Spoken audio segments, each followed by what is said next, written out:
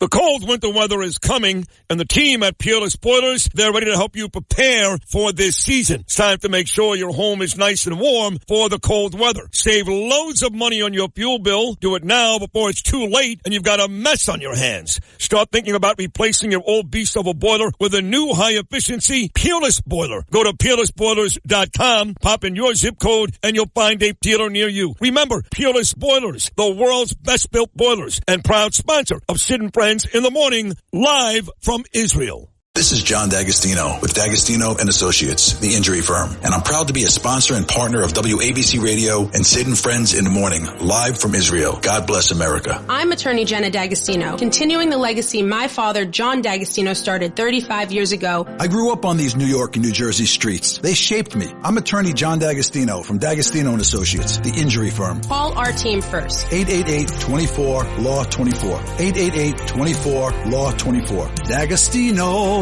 Law Bite Back. Oh, you're my best friend. This is Sid and Friends in the Morning. For my friends. 77 WABC. So your scenario is if there should be a vacancy, you would consider? If he's a vacancy, we'll consider. Okay. So and the other thing I said, Earl, if Mayor Bloomberg wants to run, when he ran in 2008, I stepped aside. We're all that old. And when he was running for mayor, I stepped aside. I only ran when there was a position open. Okay. So if there's an opening, you think there's room for a John Catsimatidis, what would you focus on? I would focus, I think the number one item in New York, there's so many items, is crime. No matter what the statistics are. Earl, do you believe them? I don't believe them. Our police officers who are wonderful people are not making the arrests. They don't want to get in trouble for making an arrest and then have somebody videotape them and lose their jobs, lose their pensions. So the numbers, I don't believe. You know what I believe? I live in Manhattan. I've had stores in almost every borough. Our employees, they sometimes they don't want to work at night. Remember, our stores used to be open 24 hours. And we're not. Our employees are scared to go home at night with the subway or scared to go home with the bus. And walking around to our favorite restaurants, we used to walk at 11 o'clock at night.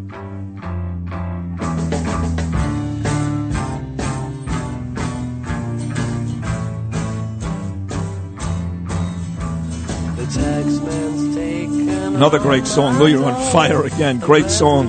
Danielle just texted me. She goes, I'm on the ferry. I'm passing by John's beautiful buildings in Coney Island literally 2 seconds ago. I go, John's coming on. She goes, I know, Silly. I'm listening to the show right now. So there was John on New York 1. I don't like Errol Lewis, not even a little. In fact, I hate him. But it was a great interview nevertheless, and John was terrific. And these are the rumors. But, John, before I get to the whole mayoral conversation, I want to start with yesterday. I got to tell you, and I'm not blowing smoke up your butt, you and Margot and Chad, Emily, George, the whole crew, you guys do such an amazing job, Columbus Day. I mean, I go up and down in those cars for 25 blocks, and there's really not a lot of excitement. The mayor comes by, nobody likes him. The governor comes by, nobody likes her. What you guys set up, Columbus Day, is really, along with Piscopo in the TV section, the best part of the parade. So congratulations. It was a beautiful day for the Italians. The sun was shining, and we were busy giving away hundreds of pizzas and tens of thousands of cookies and cannolis, and it was a beautiful day for all Italians. I stayed out there for at least 2 hours. I enjoyed it. I was on the radio for a couple of minutes with Curtis, and it was a New York day. Yeah, that's it was. what New York is all about. Yep. Festival and celebration, and I tell you, it was a place to be on Fifth Avenue that yesterday, and it was just great, Sid. And I was disappointed when you came by. Why? I was telling everybody that Sid's coming by in a big, big convertible with 10 women in it. No women. And there you come by yourself. Myself. In a small Alfa Romeo. I know. It was not as big as I made it sound, but, when you consider the red tan with the red sport jacket and the red car, it was certainly... You look great. You look great, better than the car. Thank you.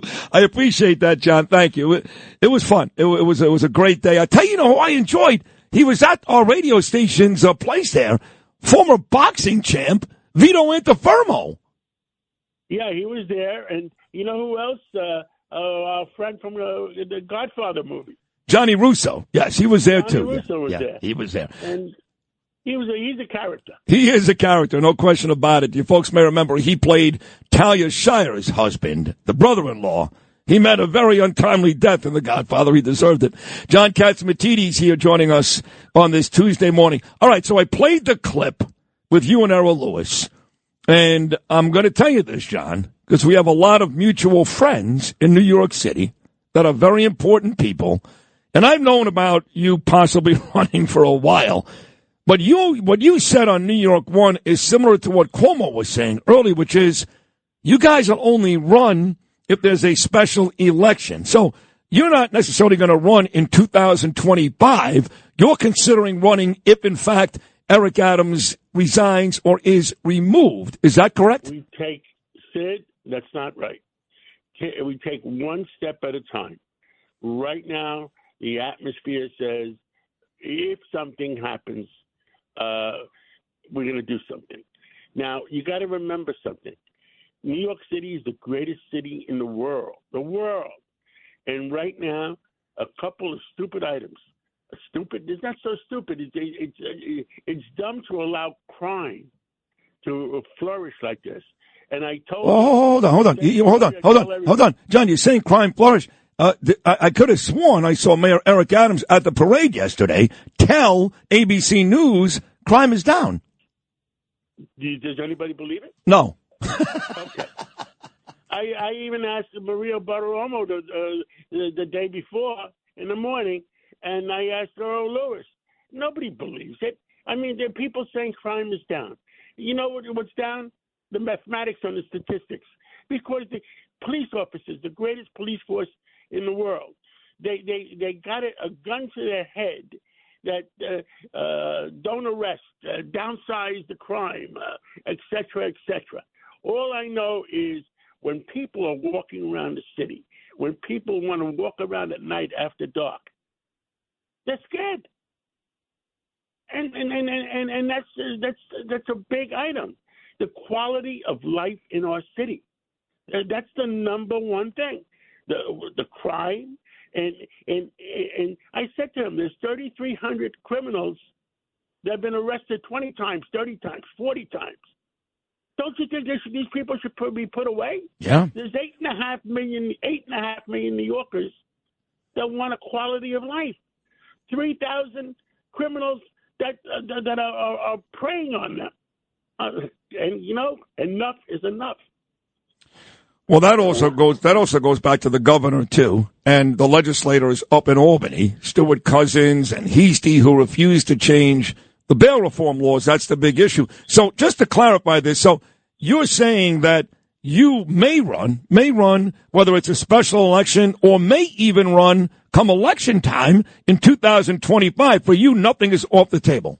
Nothing's off the table. The number one priority is to make New York have a comeback. And look, if Mike Bloomberg wants to run, I think he should run. I think he'd be perfect. David Patterson, a common sense individual, he should run. And Curtis, he wants to run, let him run. Well, let me ask you something. So if David Patterson and the aforementioned Mayor Bloomberg run, would that mean you wouldn't run or you'd run against them? I can't speak on that. It takes what do you call it in Brooklyn? A sit down, a discussion. Look, I want the best for the city. That's what I want. And we're not going to get, if we get a person that's going to continue the woke culture that's been going on for the last year, 5 years, 6 years, 7 years, whatever it is, we're going to do something about it. You know what's interesting, for people that don't know, John has had a very good relationship with the mayor. And to be completely honest, when I started to get close with the mayor, you know that, John, lunches, dinners, and text conversations before the FBI took his phone, you were the catalyst. You know, initially you helped set all of that up, and then, of course, Eric and I took it after that. So you've been a guy that's been very pro-Eric over the years. But it sounds to me, forget about the person. He's not a bad person. But it sounds to me like hope is gone for you, that you've lost all hope with these officials. No, I haven't lost hope yet. I think we're going to lose hope if we don't make this turnaround in the next couple of years. We're going to lose hope if Trump doesn't win on November 5th, because you know what keeps the free world free? A strong Washington, a strong chief executive officer, which is the president, to make sure that the world is balanced. The free world, Europe, Australia, Japan, you know what they depend on? They depend on a strong Washington to keep the free world free. Yeah, it's true. And the only one that has the courage to do that is President Trump. You're right, and I think he's going to win. I look forward to him at Madison Square Garden coming up October 27th. But, John, you had to be proud of me last week. I was literally, John Catsimatidis last week, sitting down with President Herzog and Prime Minister Bibi Netanyahu in Israel. I was like the Israeli version of John Catsimatidis. We were all proud of you. We look forward to them coming on the radio with you in the next couple of weeks. Yep. And you hit the all-time record high when you had President Trump on when you were in Israel last week. It was great. That was Monday down by Gaza. One personal question, John. Hurricane Milton did all that damage in Florida, and it's really a shame. It was right after Hurricane Helene. But, you know, of course, you've got that gorgeous new building on the West Coast in St. Petersburg, and people can't wait to buy up those apartments. Was that building, did it get touched at all? Is everything okay? Zero damage to the building. I think one balcony had a little damage, but zero damage. And good. But we have three cranes. The 600-foot crane that was way up there, 600 feet. The top part of the crane fell off. Oh my God! Wow. Well, the mayor down there cooperated with us. We had, before the hurricane hit that night, we had the 1 block radius evacuated. And guess what? 0 injuries, 0 fatalities. Thank God. Hey, did a few bricks fall down on a neighboring building? Yes, a few bricks fell down. But 0 fatalities. And I think what's important is human life, not a few bricks. That's awesome. So on the way out, John, those again, I keep asking the same question. I'm sorry. Those are rentals, or you buy those? Those are condos.